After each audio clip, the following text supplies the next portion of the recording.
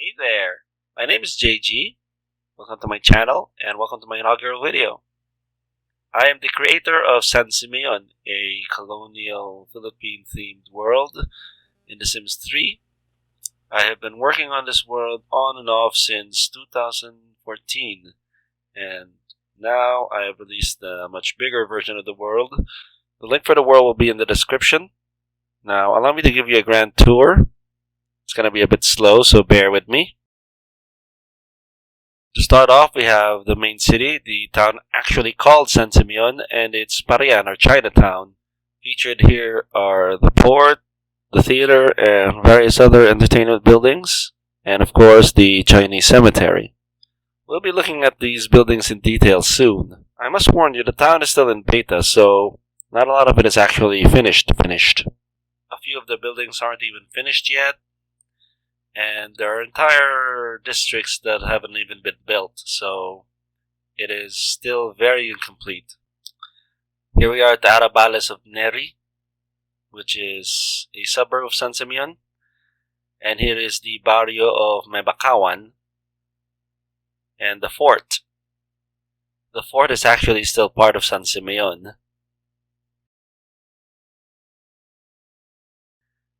And now we move on to the town of San Jacinto Catanduan and its suburbs. The suburbs have haciendas. Here's the ridge side, the settlements at the back of the mountain, a few outlying islands. Unlike Isla Paraiso, which is where the world is based on, there are very few lots in these outlying islands. Mostly they're just decorative. They are routable though, so if you want to visit them, you can go on ahead. Nothing to see here, although you can actually visit them and see if you can find anything interesting.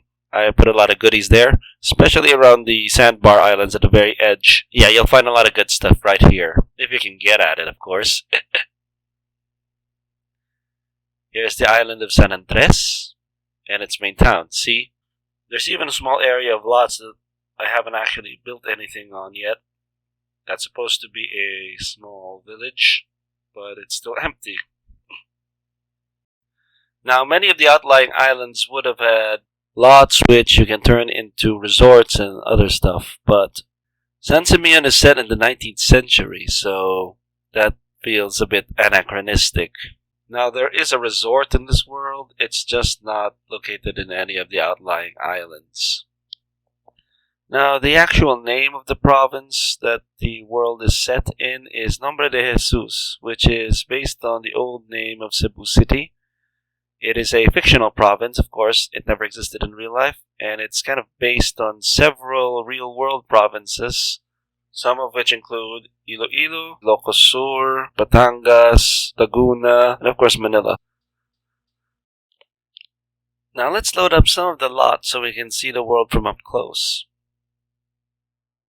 This is the Poblacion or town square of San Simeon.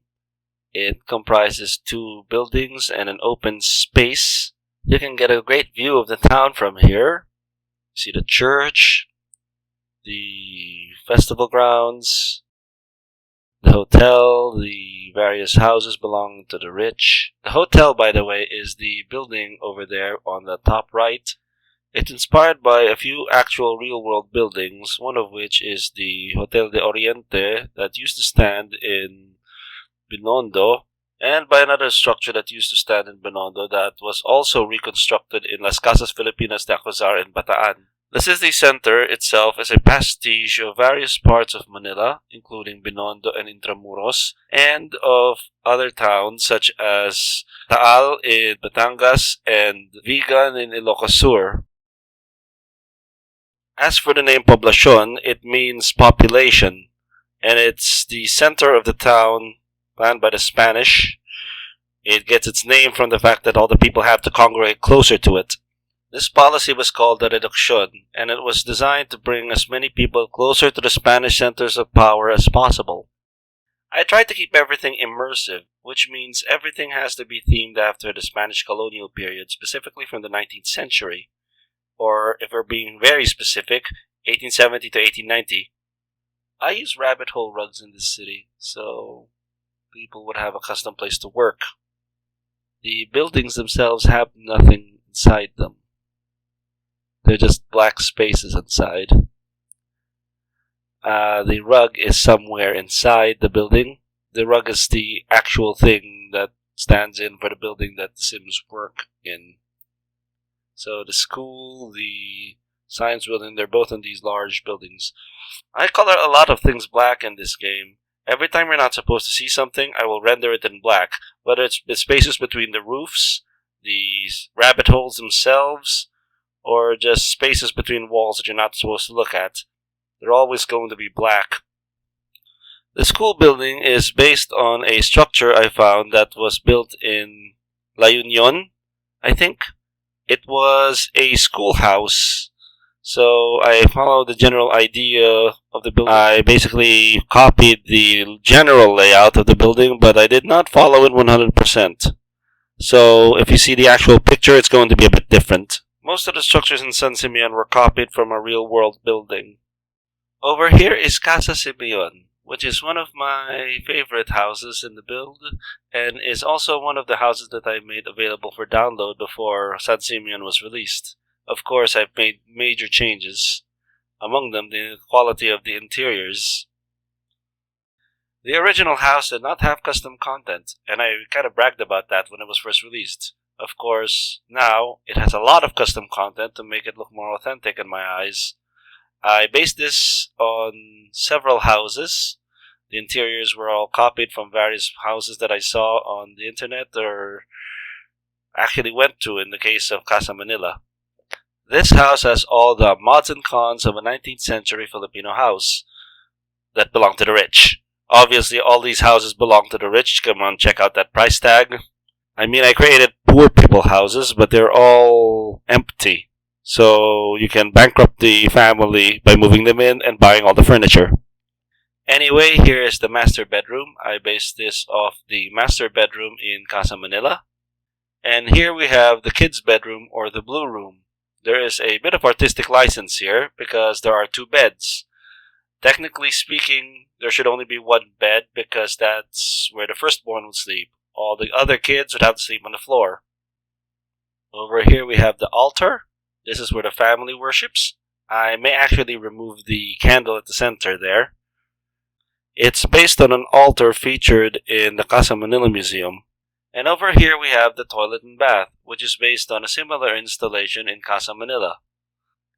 Yes, they do apparently have indoor plumbing by the 1890s, so they have a toilet and a bath instead of an outhouse. And here we have the kitchen. It is in a brick part of the house to prevent fire.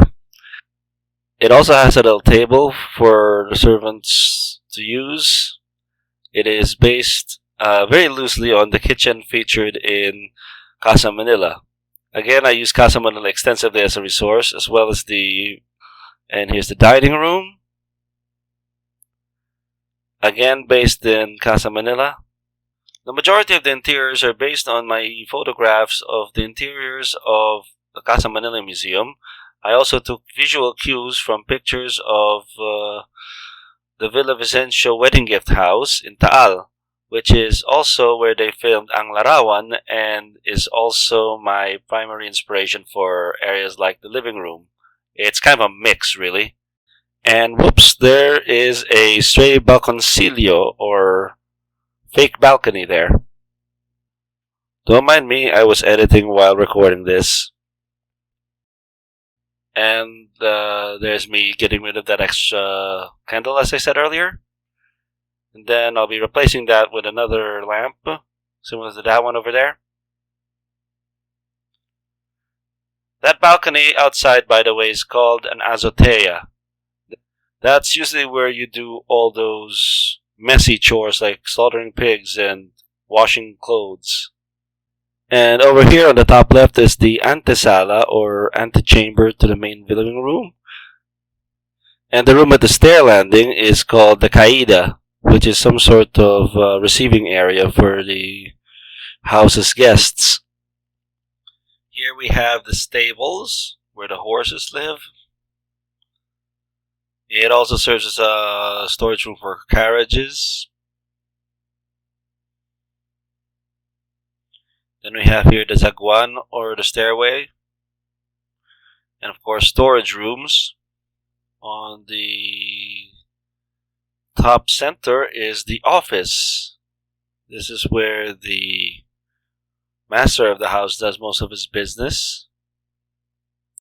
And over here we have the servants' quarters. There are 2 beds and a few other accoutrements that provide the servants with what they need. It's the little details that make this house come to life, such as the jars and the broom. Many of my favorite details here come from Botenga's Sims medieval conversion, which has been indispensable in bringing this entire world to life, because it is a repository of so many pre-modern items. Here we have the storage rooms. Again, they are basically functionless from a game perspective. They're just there for decoration. And here's the office.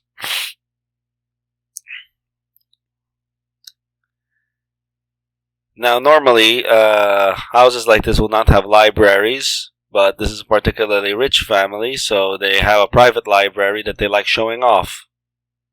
Despite getting its interior from various reconstructions and preserved houses, the building itself is not based on a house. It is inspired by the facade of the old Tutuban railway station, Manila, which is now a mall.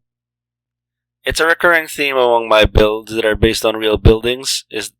They don't necessarily match the function they had in real life.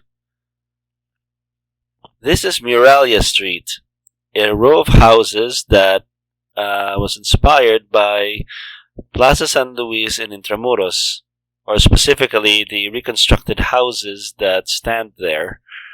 Each house is based on a specific building in Plaza San Luis, but their orientations have been changed a bit to fit in better with the world, so they're not one-to-one recreations.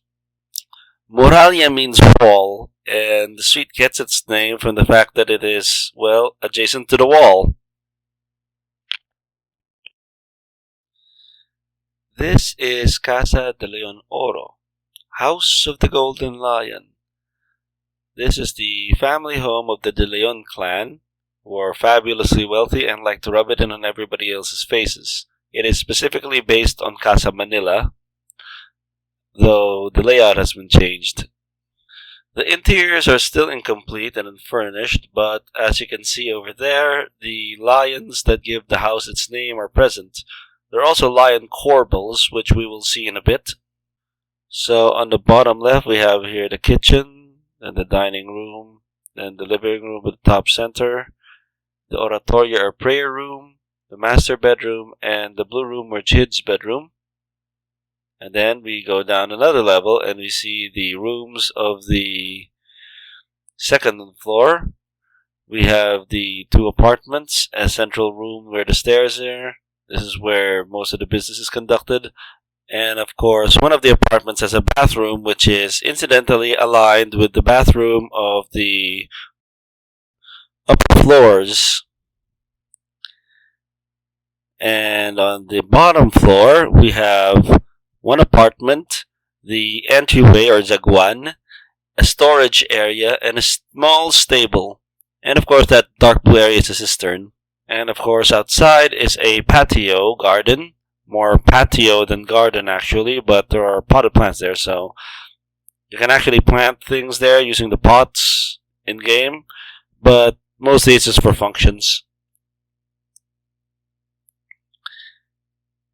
And that makes up Casa de Leon Oro. Now, if we look closely at the sides of the exterior, you will see lion corbels around the place where the 3rd floor meets the 2nd floor.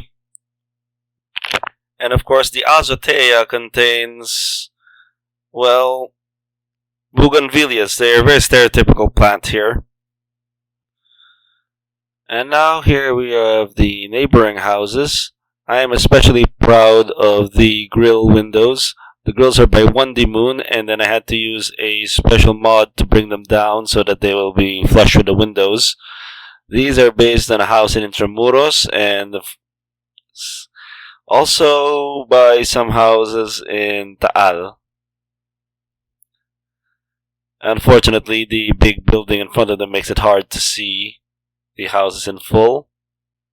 These are one of the first houses that I made. I say houses because, well, they're technically two houses even though they share a lot. These and the other two to the right were the first houses I made for the remake. I'm especially proud of them because they kind of look pretty similar to the houses that they were based on in real life, even though their layouts are changed a bit. And on the back you can see the azoteas. I make it a point for every house to have one. Yes, even the decorative ones. And now we move on to the focal point of the entire town, the church, Iglesia de San Simeon, and its old parish house. The parish house is based on two buildings, the ECJ building and the Museo de Intramuros, both of which are based on previously existing structures that are no longer standing, though technically they are still standing. They've just been rebuilt. Meanwhile, the church is not based on any particular structure. In fact, its structure is not made by me. I just edited it. Quite a lot, actually, but still, the base structure wasn't mine. In front of the church is Plazuela de San Pedro. In later years, it'll be known as Plazuela de Rizal for obvious reasons, with the statue of the Conquistador at the center being replaced by the statue of Rizal. The interior of the church, meanwhile, is inspired by San Agustin Church in Intramuros, Manila, because of course it would be. I take great pride in actually achieving this. It's not entirely perfect, and I'm still not completely done with it, but I like how it looks so far. As you can see, I flushed the altar with the retablo because back then masses were celebrated with the priest facing away from the crowds. And here we have the choir loft and organ, also based on San Agustin Church.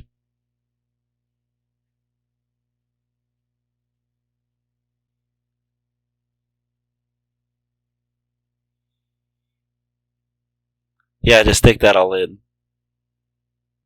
As I said earlier, there are still areas for improvement, like these paintings.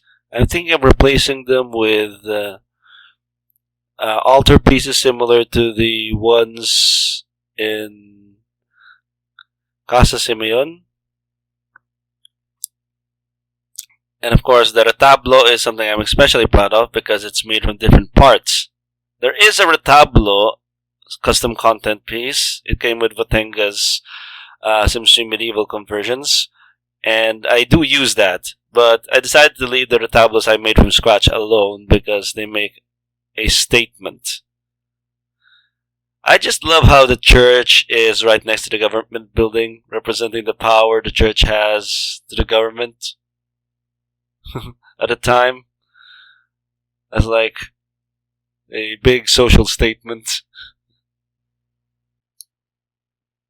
So now we go to the Plazuela, which is also the festival grounds. Currently, it's set to that liminal space between seasons.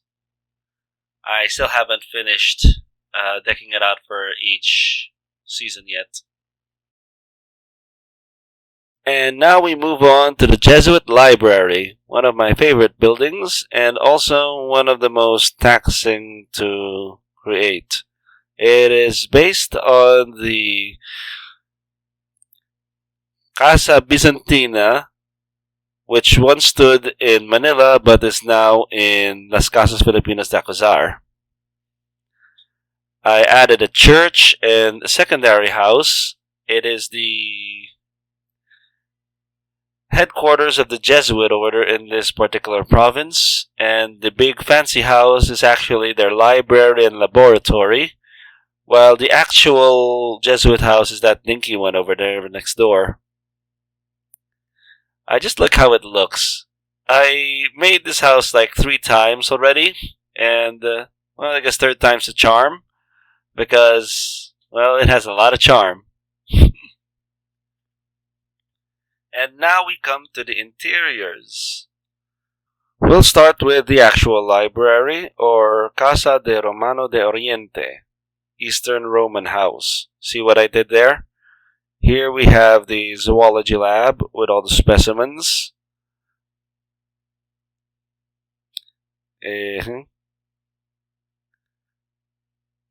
I had a bit of fun choosing specimens there.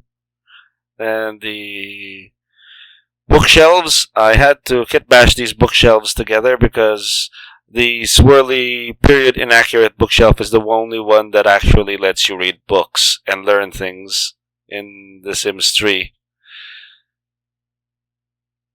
Then here we have the rector's office, which I based on the rector's office exhibit in San Agustin Church and Convent.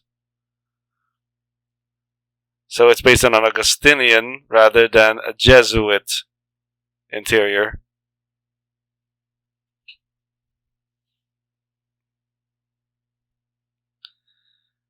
I like the little details on that boat. Spanish flag ornaments. And the gong, which they apparently stole from some native tribe.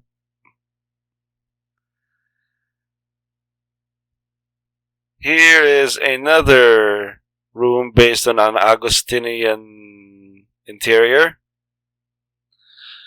The room itself is based on the entrance hall of a school run by the Augustinians.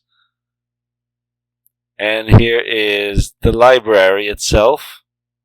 It's a bit expansive, especially for a colony.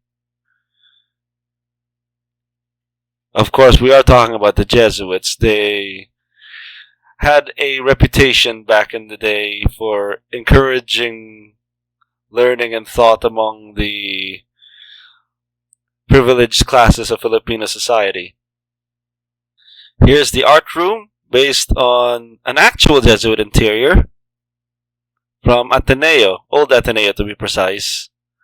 And here's the music room, based on an old college in Manila.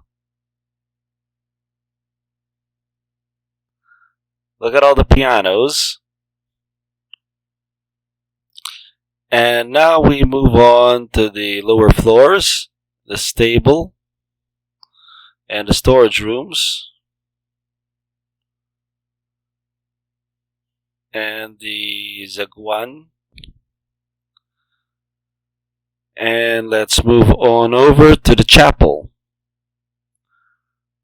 The chapel is based loosely on the interiors of San Ignacio Church, which sadly has been destroyed during the war and was left in ruins.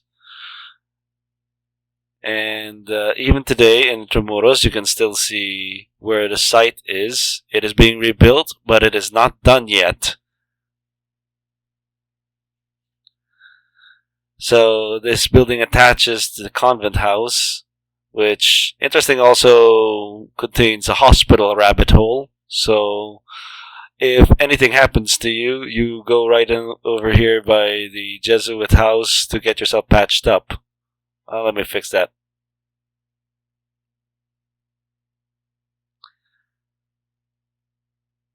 Here is that retablo item that I was talking about earlier. I used it in this church because it's small and compact and less of a hassle. And here we have a kitchen. If you were a guest of the priests, you would cook your meals over here, or have the servants of the priests do it for you.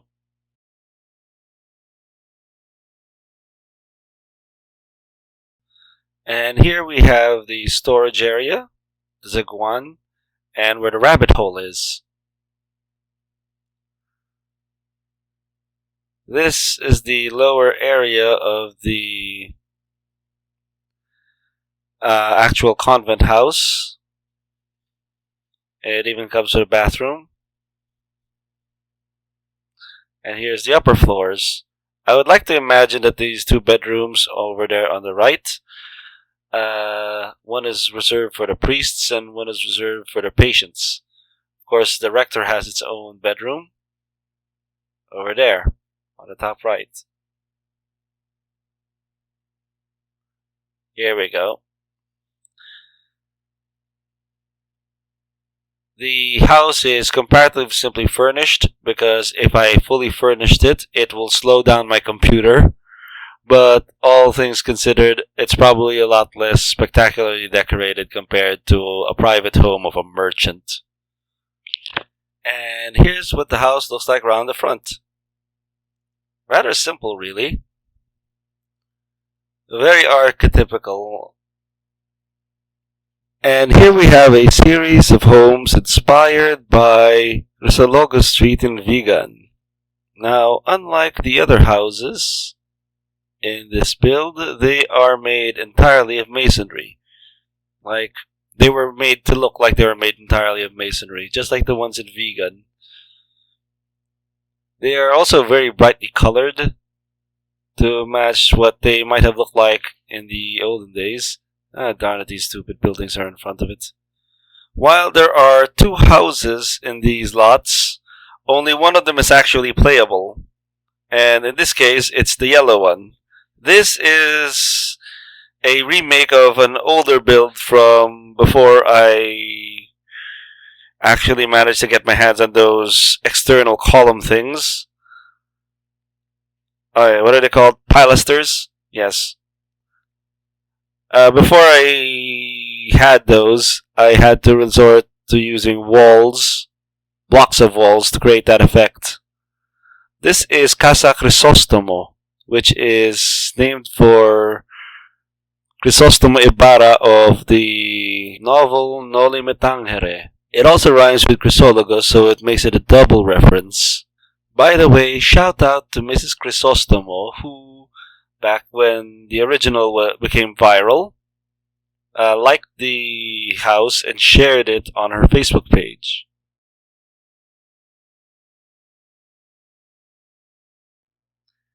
Up next is Casa Azul. It's that blue house over there by the top center. I intended it to be the home of a Scottish nobleman by the name of McCarrick, who runs the hotel next door. The house's colors match that of the Scottish flag. And here we have the governor's house, or the Casa de Alcaldia. It is located in a hilltop overlooking the city. What a view! The alcalde is the head of the province, so naturally he has a house set aside for him. And it's pretty magnificent, though not as posh as those of the rich merchants. Now, I use a set of windows made by Enable Llamas that resemble the oyster pane windows used frequently in Philippine colonial architecture. However, the Alcaldia hasn't had its windows replaced yet, and it's still using the transparent windows that come with Sims 3 Supernatural.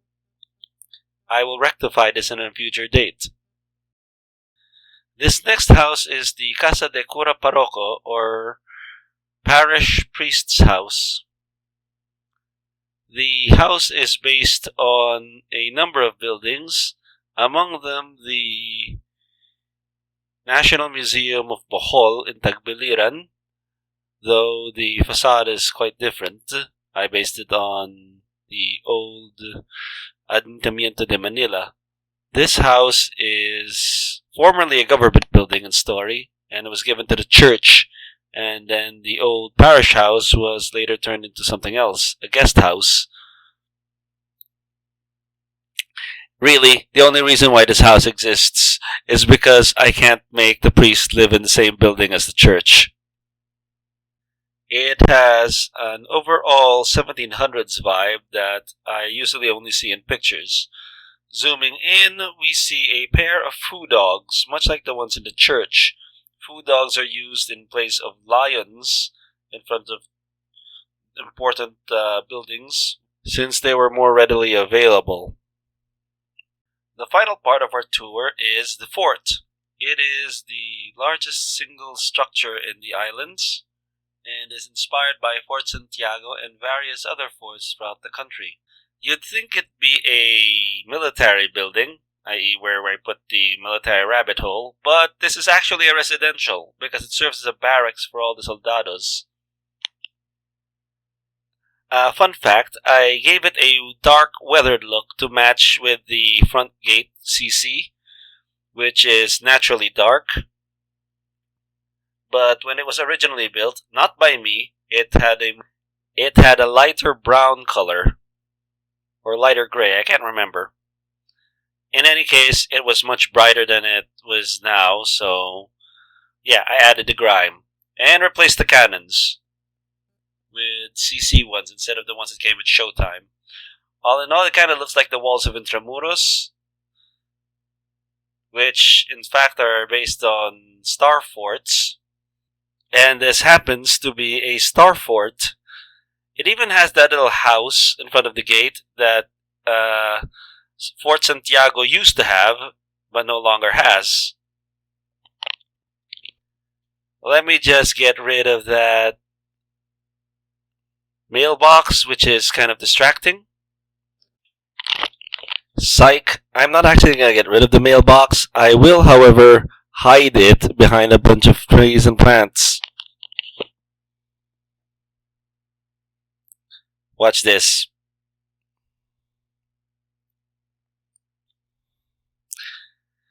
Disneyland has this technique where they paint things a shade of green so that they don't become noticeable to the public. In this case, I did not copy that exact shade of green, but I followed the same principle. More so once I actually put plants around it, so it blends with the plants and not the building. Out of sight, out of mind.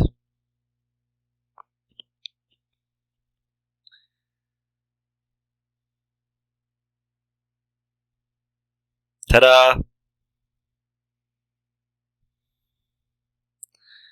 And there you have it, the grand tour of the entire city of San Simeon